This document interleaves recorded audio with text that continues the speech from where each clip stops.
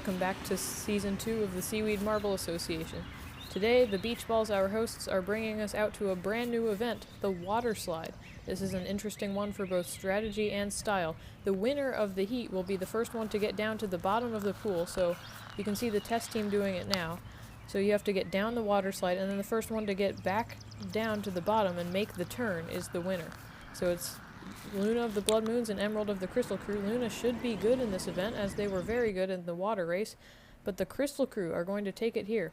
Crystal Crew take the lead early on, and then I think the Blood Moons actually got around them. Yes, they did right there, but that actually didn't work because the Crystal Crew, a well-placed bounce off of Luna, were able to get down to the bottom.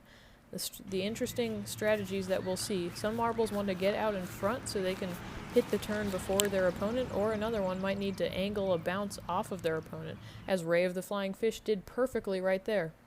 The Tropics will be eliminated. 8-7-8, that's not the best time, but we might see a couple DNFs. This is a tricky course, and once you get down into the pool, it's not too easy to find your way to the bottom.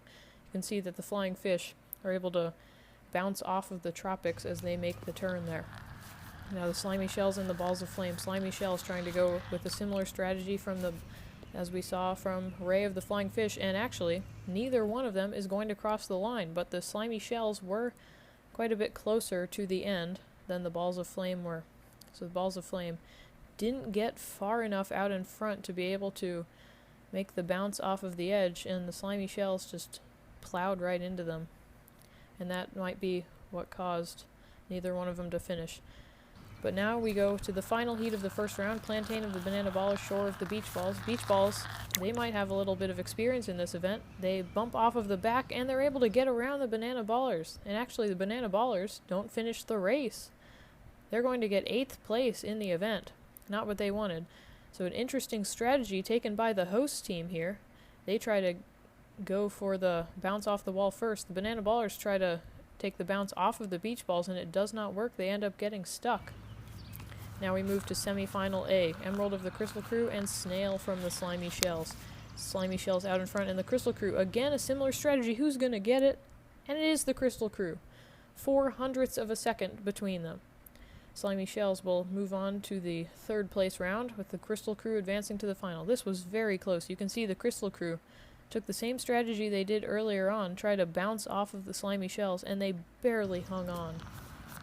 Now, Flying Fish and Beach Balls. Beach Balls using their same strategy that worked to perfection in the first one. They get to the turn first, and they will take the win.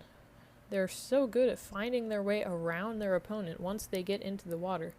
Only 0.09 of a second separating the two, but it looked like a fairly wide margin. Flying Fish just didn't have enough momentum coming into the pool to get the good bounce off of that block there. Now the third place match. Slimy Shells and Flying Fish, who's going to get it? And it will be the Slimy Shells. They angle their launch into the pool right at the Flying Fish, who will have to settle for 4th. So you can see they really do like to follow that water when they're on the actual slide.